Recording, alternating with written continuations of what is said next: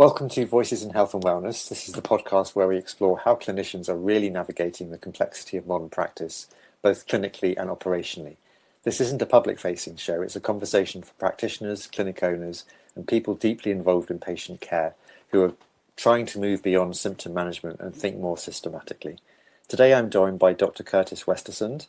Curtis has been in dentistry for over 46 years, with the last 25 years focused on more functional, systems-based approach, particularly around complex TMJ and structural issues. What stood out for me from our earlier conversation is your very clear philosophy that pain is actually a poor metric for health, and that the real goal is increasing a patient's adaptive capacity, not just eliminating symptoms.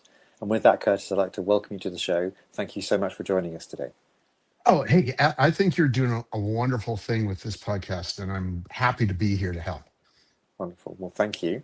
Maybe you could start with a little bit about your background and journey. So how have you ended up doing what you currently do? Just give us a little bit of a walkthrough as to how you ended up here from a career perspective. Well, I'll try and make a long story short here. I grew up on a farm, and the the problem with growing up on a farm is lots of dust and there's lots of mold and everything else. And as a young kid, I had airway issues. They had my tonsils out because my tonsils were almost kissing tonsils at the back of my throat. My teeth were kind of crooked, and so a dentist said, "Well, let's pull some teeth out. That'll make you look handsome." And well, what he had to work with, whatever. But anyway, the point being is that I developed in a way that created a bunch of structural strain to my body, and I was having migraines and headaches and jaw pain and neck pain and flat feet. I mean, it was teeth to toes, it was everything. And I suffered with migraines that would make me nauseous, make me want to leave work. I was pumping in about 2,400 milligrams of ibuprofen a day just to get through my tension headaches and my migraines. Not good for your liver. I wouldn't advise it. And then I found out this little thing that we call neuromuscular dentistry, or I like to term a more biomechanical approach to dentistry. And I remember this very well. I woke up on a Saturday morning. I had a migraine started. And when you've had migraines and you know that you can take some amitriptyline and maybe you could stop it when you get it early, when it's already full blown, no, there's nothing stopping it. And I had just made myself my first dental orthotic. I'm wearing one right now. And this dental orthotic, I hadn't tried it in yet. So I live about half an hour from my office, and I get in the car and I drive down to my office, and I'm just feeling horrible. Get to the office, put in this orthotic, didn't adjust. I didn't know what to do. It's my first one, and just put it in, and went back in the car and left. And I remember this so clearly because I was directly across from my office window at a light in my car, and I vomited all over myself from the nausea. That's I've had better days. So end up driving home half hours in the morning. It was a hot, sunny day, and feeling kind of miserable for myself.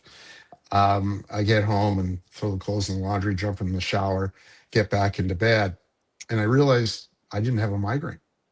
I'm laying there going, poor me, poor me. I'm a male. Poor me. Sympathy, blah blah. And then I realized I didn't have a headache.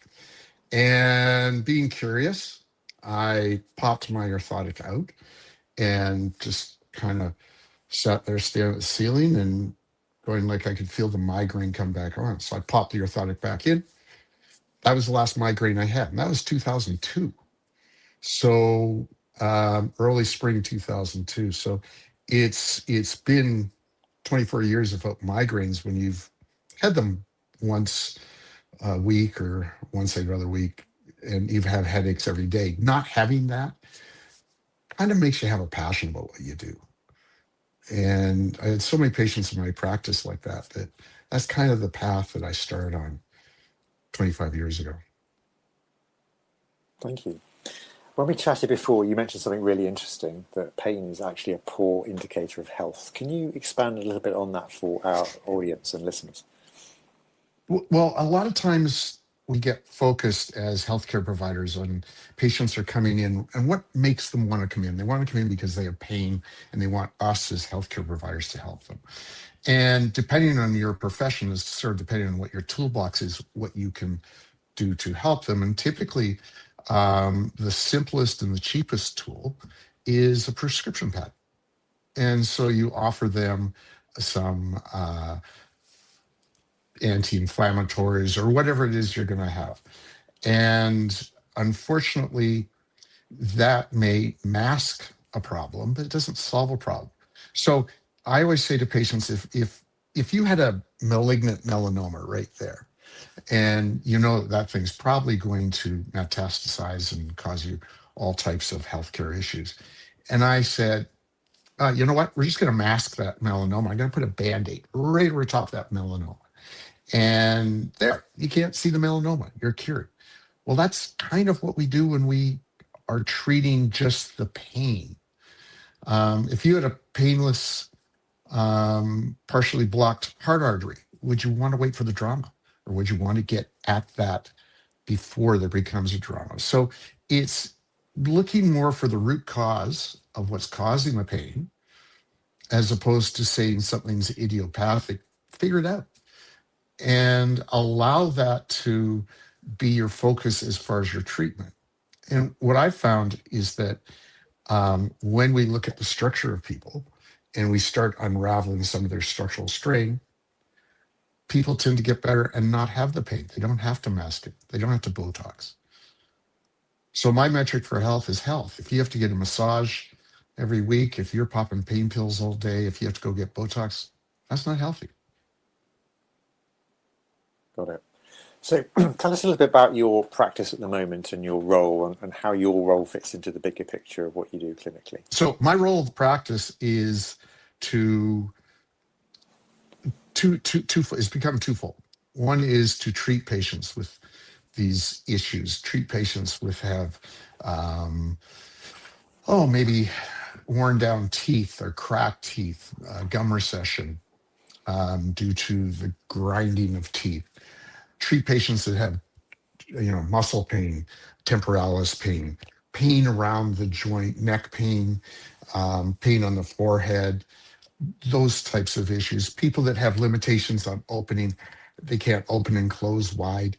And so they have some limitations of function, or they can't turn their head. They have to turn their body to be able to turn their head. Those types of patients are the type of patients that we're looking at. We also see a lot of pain or of sleep patients.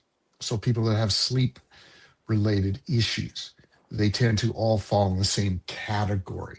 And so what we're looking at is how we can take those patients that are seeking help and actually look at a way to structurally make them so they're not under strain all the time. My second role is I try and be an educator. I'm trying to teach other dentists to understand this, do what you're doing, Andrew, by spreading the word about things and making healthcare providers curious about what may happen if they actually have a larger toolbox or a larger referral source, and being able to help look at these patients with that curious mindset of what is causing. I don't want to just mask the issue. What's the cause of the issue? And so I work with dentists and people like yourself, medical doctors and chiropractors, et cetera, to try and help them take that look at a patient that's going to be a little bit more encompassing. Thank you. And what is I know there's probably no such thing as a typical day, but what does a typical day look like in practice for you at the moment with all the balancing of the educating and the different things that you do? What does your week look like? Well, remember I said I was a farm boy? I get up early. So I get up at 4 a.m. in the morning, get to work about 5. and start working between my first patients are at 7, so I work for 2 hours on things that I need to get things going. Typically, we're seeing new patients, TMJ related issues that have been sent to me or sought me out.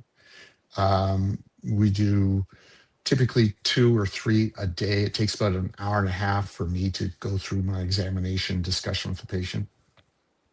Then it's a bunch of trying to provide procedures that are going to help these patients be in less strain, help their bite be more even, help their jaw posture to be better, help their head and neck to be better.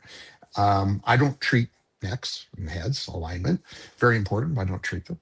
I don't treat shoulders or hips. I'm just a dentist. I'm a great dentist, but I'm just a dentist. So what I'm doing is I'm trying to do whatever procedure is going to make that patient breathe better, function better, be more structurally or biomechanically balanced.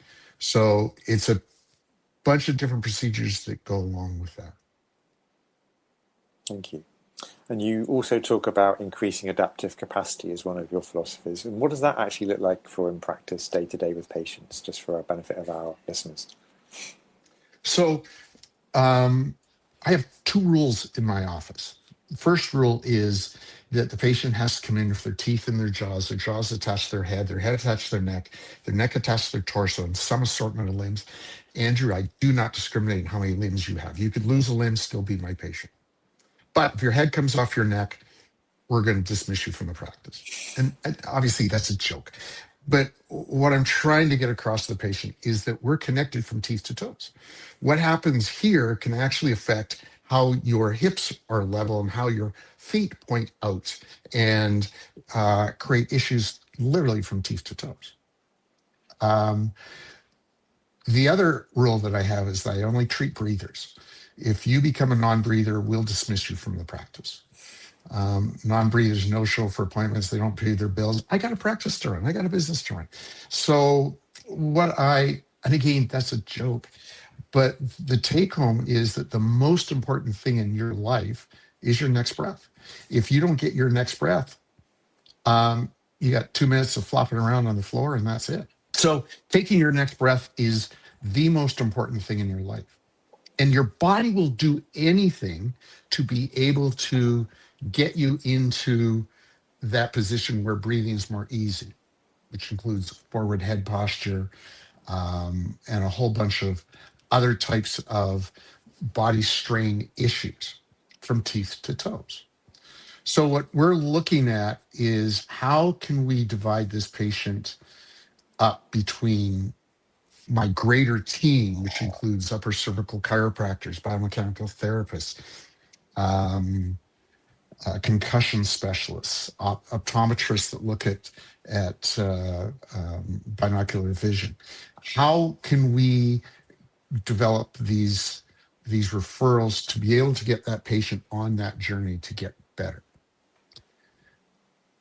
Now, I'm not sure if I answered your question because I forgot specifically what you asked, but was I close on that? You were. I was just talking about this concept of adaptive capacity that you talked to me about before, and I was just trying to bring that out for the benefit of adaptive. Okay, I got sidetracked. The adaptive capacity is that we need to do 3 things in life. We need to survive. So we need to take our next breath. We need to hydrate. We need to take in sustenance. We need to thrive. We need to go our daily activities. We need to handle podcasts and treat patients and do all these types of things to thrive. And the third thing we need to do is we need to adapt. I think you and I would agree that we don't know any perfect people. There's no perfect people out there. What's great about humans is that we're able to adapt. So we have a compromise, and then we're going to have a compensation to that compromise to allow us to survive and thrive. And at some point in time, patients just can no longer adapt, or that adaptation that they have is creating other strains and stresses. So if you have a high spot on a tooth over here, you'll tip your head that way and rotate your chin that way to avoid that high spot. So you have patients coming in like this, and I can simply go in and using digital measuring equipment, I can see on the computer screen how they're biting together. Little tool called the T-scan, and it shows me that, oh, okay, you've got a high spot in there that's an interference.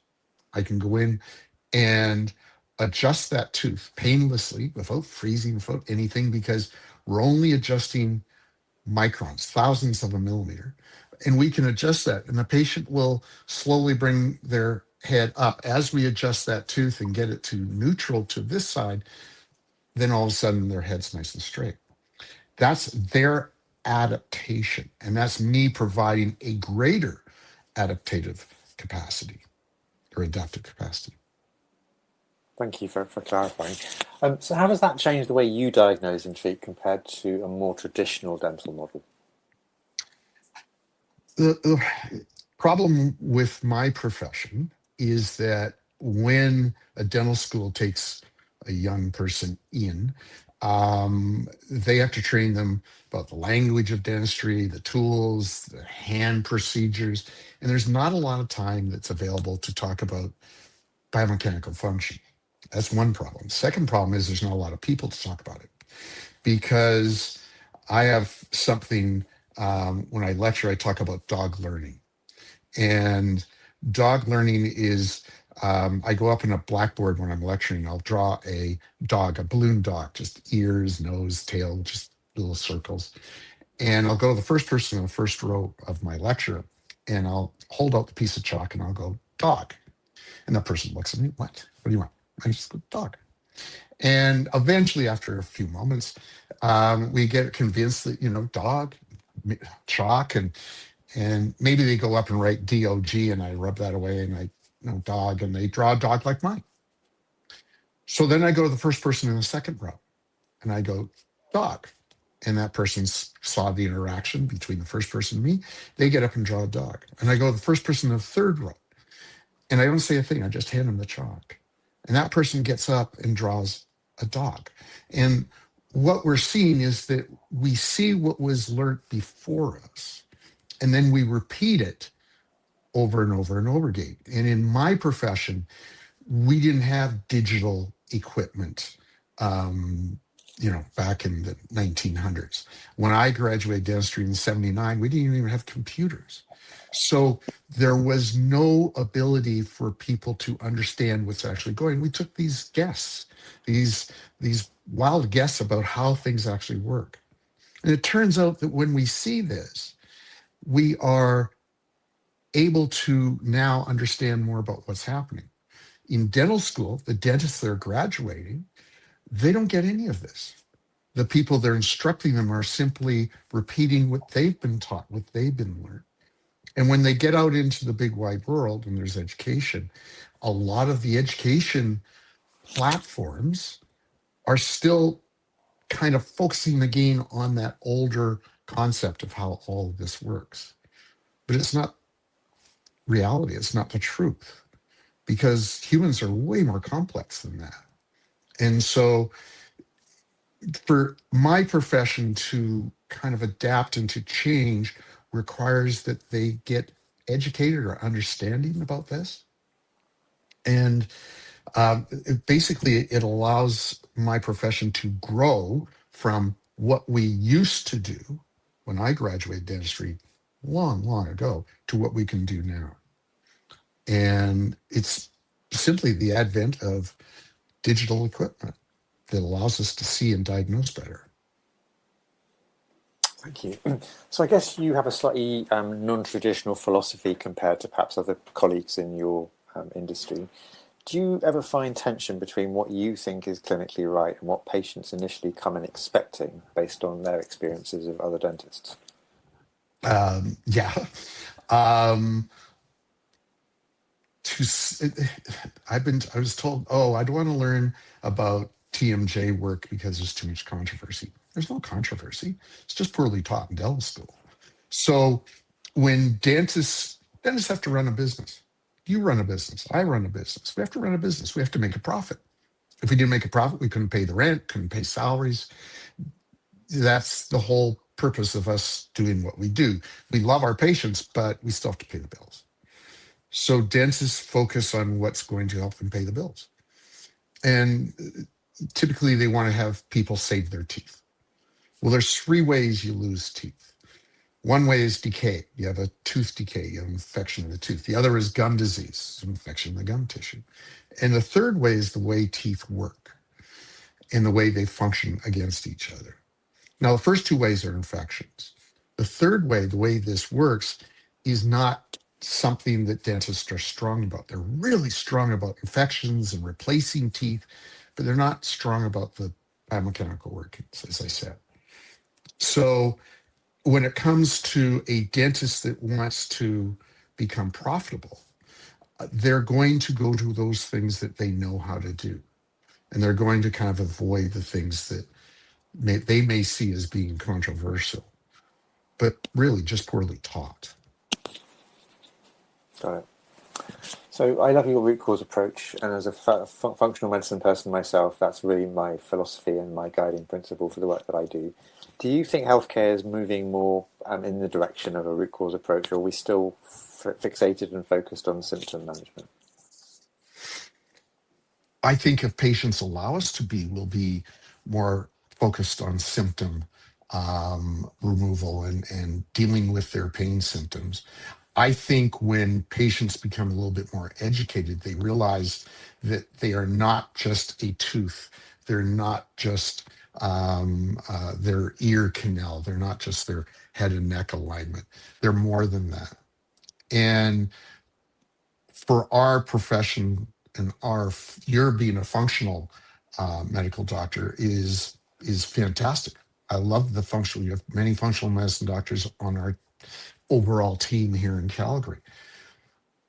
And they're wonderful because they're curious and they're adding to the conversation. In my profession, that is unfortunately not as common. Patients need to ask for it. I think before dentists are changing, and before in any business, Andrew, in any business, for there to be a change in the protocol or the approach, there needs to be a change in the monetary interactions, either positive or negative. Positive, I'm going to make more money, and negative, I'm going to get sued for doing the wrong thing. And that makes people change their protocols in every business in all around the world. So that becomes what these dentists have to solve. And until they realize that this type of dentistry can actually add things on their shelf that they sell to patients every day. They may sell implants, they may sell crowns, they may sell beautiful cosmetic veneers. But if those things fall apart because their biomechanical adaptation is being lost due to their work, when they see that that's something that can make a difference in their life, that's when they're going to start making changes. They're going to be forced to make those changes at that point. And so for us, we're already on that treadmill. We see that difference. Other people, yeah, hopefully patients asking for it, patients wanting it, that's probably going to be one of the biggest impetus. Thank you. So you were talking just now about, you are running a business, you have to make a profit. That's how businesses function. But in the wider dental industry, do you see sort of financial incentives that are driving clinical behaviours perhaps not in the direction they should go? Again, I go back to the dog learning. They repeat what they do. I've been doing dentistry for 46 years, but every year has been a different year. I know more this year than I did last year. I can't wait for next year. I'm going to know even more. There's a lot of people that are just sort of in the mud, the blood, and the crud, and they are just trying to pay the bills for each day, and they're just doing the things that they know how to do.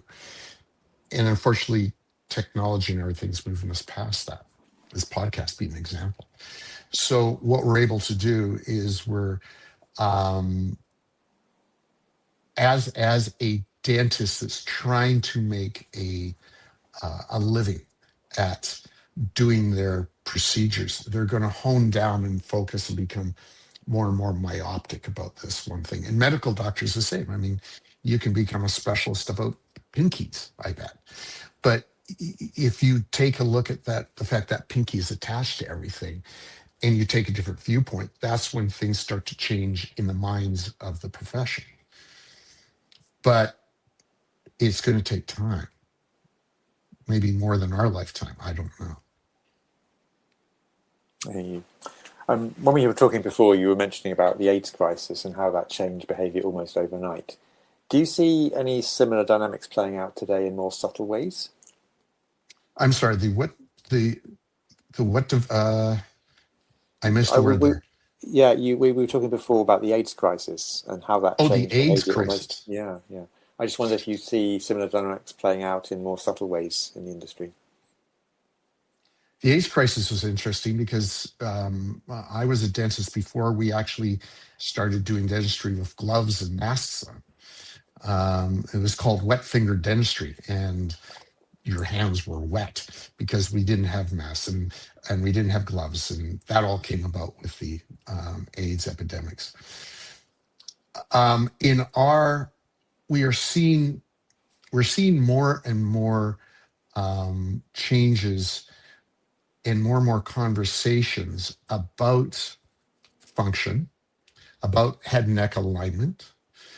I've been working for 25 years with an upper cervical chiropractor because we know that if the neck is in misalignment, the bite's going to be changed. And we see this every day where patients have to actually go and be assessed at an upper cervical chiropractor before they see me. This connection between the teeth and the neck is actually more prevalent. And there's more of these education platforms that are addressing it. Trouble is they don't really have a good understanding of it, and they haven't worked with it. But it is making a difference in our profession, that the conversation now is more about how are we going to make this functional. And I think in your profession, in functional medicine, there's more and more educated patients that are looking for somebody like a functional medical doctor because you're taking a different viewpoint. You're looking at that patient from a different angle, and you're seeing that it's not a sum of parts, but it's a whole person. Patients like that. And again, patients are going to drive this. It's very gratifying to hear somebody in the industry. So thank you for clarifying. So thinking about your practice as a business, because it is, and we've talked about that briefly before, what's working really well for you at the moment? What are you proud of from a business perspective? So I give you a short little history. I've been in the same building. I've been practicing 46 years. I've been in the same office for 43 years. It's in a big, tall tower downtown Calgary. And back in the heyday when the oil industry was booming and everybody had lots of money, this big two tall towers, we probably had about 6,000 people in our tower. And then there was several oil boom crashes, and then there'd be a boom again, and there'd be another crash. And the last crash, there's a lot of people, there's a lot of consolidation. Again, with digital, people start working from home, and our business model in this office tower, as the dentist for this office tower, went away. And fortunately, by that time, I'd already started treating TMJ issues, and we supplemented the regular drill, fill, and bill patients that you would see every day to these more specialized TMJ patients. So the practice morphed into this specialty practice where now I get people. Yesterday, I had a lovely lady from England, all the way across Canada, northern Alberta, talked with a girl in Colorado that's going to come up for treatment. So it becomes more international, which really helps pay the bills. And so instead of being the traditional dental office, I'm more of a specialty office. Although I'm just a general dentist, I'm nobody special, just an old farm boy. But when you get into things like marketing, you get into things like having protocols within your office so that your office can take these patients looking for help and have their experience positive all the way through. It can be as simple as having designated parking. All of that part of the business is very important. So I call them points of contact. And when a patient has all of these points of contact that are simple, then it's easier to come in and get treatment. And so from the team to the dentist to the communications that we do and the way we approach this needs to be really refined for us to be able to make a business that can make a profit, pay the bills. And on the other side of the coin, what are the challenges or bottlenecks that are most impactful in your practice at the moment? The most impactful, probably time. Um, so I get to work at 5. Yesterday I left at 5:30 after I do free Zoom calls with patients from around the world to talk about their issues. And I do that after my day of work. It turns out, I don't know if you have this problem, it turns out, Andrew, that my team doesn't want to work 12 hours a day. Go figure. I mean, I'm there. Why aren't they there? So my problem is probably the fact that I'm trying to get stuff done in 7 or 8 hours, and yet still give each patient enough time that they can learn and understand what it is we're doing. I don't know about the medical field, but I know that a lot of medical, or the functional medical field, but a lot of medical doctors, I mean, in Alberta, if they see you for 6 minutes, then they get paid.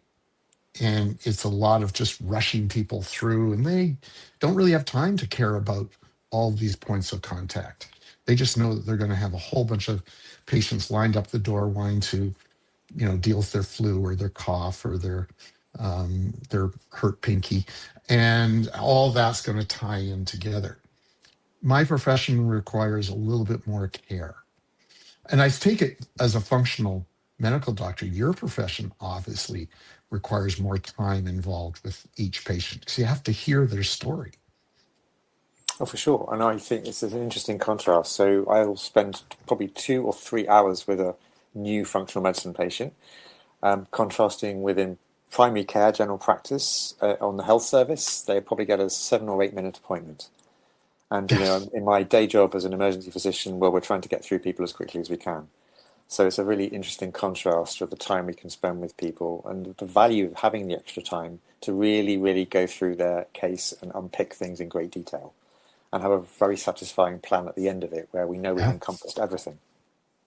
It's so true, so true. I always say the more you know about somebody, the less normal they are. And we all have this appearance of being fairly normal, but when you start to pull apart all their dysfunctional and adaptation ways, I mean, you're emergency medical professional, you're dealing with the thriving or the surviving, not even the thriving, you're dealing with the surviving, and it's urgent care. It's something you need at the moment, but then these people need to go out into the world and actually live and raise children and have a career and all these types of things, and that becomes uh, what you and I do, which is again, I have great admiration for all functional medical doctors. Well, you've hit on that universal about limitation of time. So what is your biggest time drain in terms of all the things that you do and have to do? What kind of eats up time that you'd rather be spending do other things? Okay, now number one, I don't think I'd want to be doing other things. I don't like what I do. Probably me. The biggest time drain is the fact that when a patient comes in and I'm looking at a cone beam CAT scan and I'm going around looking at their head and finding all the little signs and the growth issues that they've had since they were a little tiny baby up to when I'm seeing them, and then sorting that puzzle all together. It's like putting pieces of a puzzle together in front of the patient, so the patient kind of owns their issues. I get to, as you've probably experienced right here, talk a little bit too much. and go off on tangents. And so I'm discussing things and explaining to patients about all these things. So the biggest time issue is probably me and my exams. I could probably cut my exam down to uh, half an hour of just gathering the data, having a conversation, say, I'll call you later with what I think. I tend to do that right in front of the patient, diagnose them in front while they're in my chair. The other aspect is that patients, I can't go up to a patient and again slap them on the forehead and say, you're healed. When we're doing this functional issues, people have to heal over time. So it takes um, women 9 to 12 months to get to a point of stability where their posture's better, their head and neck are not flopping in and out of alignment, their bite's stable, it's not changing. It takes a bit of time. Guys, about 3 to 6 months. If you've had a motor vehicle accident, Andrew, if you come to me with a motor vehicle accident, it might take a year or 2 or 3 for you to get stable, all because all the connective tissue, all those ligaments and tendons have been stretched, and now they're not acting. They don't have the elasticity. They're not acting like they should. It's kind of, I use the analogy for patients. Is you ever have that pair of shorts, that pair of underwear where the elastic's gone? And the underwear just doesn't stay up, right? Well, that can be a jaw joint. That can be muscles and tendons in the neck and the head that we're now trying to make them function at a different biomechanical reality. And so it becomes time as far as having to see the patients over a period of time. But yeah, I think the biggest offender, as you just witnessed, me. Okay, got it. So you're working at a very specialized level. I'm just thinking about if you had a sudden increase in demand next week, what would break first? Hopefully not you, but obviously time is your limiting factor. What would happen with a massive surge in demand for your work? My salary, the cost of salary for hiring more people. It's the unfortunate thing. I don't know if this is true in medicine, but in people that work in kind of the rarefied air that I work at, my um, orthodontist that is probably one of the best in the world that dealing with functional orthodontics as opposed to dealing with traditional aesthetic based orthodontics. Myself, others, is that there's not enough of us. So either I have to work longer, and I'm 71. I don't plan on retiring for another 15, 20 years. Um, Knock on wood. And so I want to be around because I love what I do. But it would be a matter of probably having more people working under me, more dentists working under me, dealing with the issues that we deal with. But they would need to be curious. They would need to be professionals that really want to see patients better, not just focus on how much money did I manage to make today, but actually how many people did I manage to treat and help. That's probably, I think, the biggest functional limitation is finding those people. Got it. And if you had a magic wand and you could fix one thing in the business tomorrow, what would that be, if anything? If I had a magic wand. Oh, now this is a good question. You're trying to make me think. Besides fixing myself, is fixing something generally in the practice. Um, maybe I don't know how this would happen, but maybe having them waving the magic wand over top of all the insurance companies in the world and have them make less of a profit and be more helpful for the people that can't afford time-consuming treatment. That unfortunately, time and money are on the same side or the opposite sides of the same coin. And if we're going to spend 2 hours getting to know somebody, you can't do that for free. And a lot of people think that it's there's going to be this big, I don't know, overseeing this big insurance umbrella that's going to make everything for free. And insurance companies don't really care about patients. They care about bottom line and profit. They're a corporation. It's what they do. So I think I'll use my one wish on all of the insurance companies. I think that'd be most beneficial. Not saying I can grant it, but I've taken it on board that that's your wish. Thank you. Okay. So what's next on the cards for you, say the next 6 to 12 months? Any particular plans you have for the business? Any goals that you're working towards? We're trying to work towards or we are working with a dental college in Florida, with my orthodontist colleague and I, and to at least try and teach some orthodontists about the biomechanical approach to treating patients. Um, Lots of speaking engagements. I've going to be starting to teach in Algeria, it looks like, of all places, because the same orthodontic colleague of mine teaches over in Algeria. Um, but it's right now the biggest advent, I think the biggest advent is this utilizing AI to create learning platforms. So I'm on TikTok. I mean, you look at me, you see just this guy in Calgary that likes to get his fingers wet. I'm actually a TikTok star, Andrew. Not really, but I've got lots of videos out there too. Essentially, they were to tell dentists about what they can do, but it turned out there was the patients that are actually looking for help, and the patients that want to find someone that can treat them. I'm starting to do now so that we can keep this going, faceless videos, so that dentists can kind of log on to that and learn about certain things without feeling that they're being judged. They can just watch these little YouTube shorts and learn about dentistry in that way. So right now it's uh, creating products in AI, which is I'm an old guy that graduated before computers were invented, so it's a fun learning curve. Brilliant. Final question. If you were starting again today with everything you now know from your extensive career history, would you do anything different? Would I do anything different? Yeah. Um,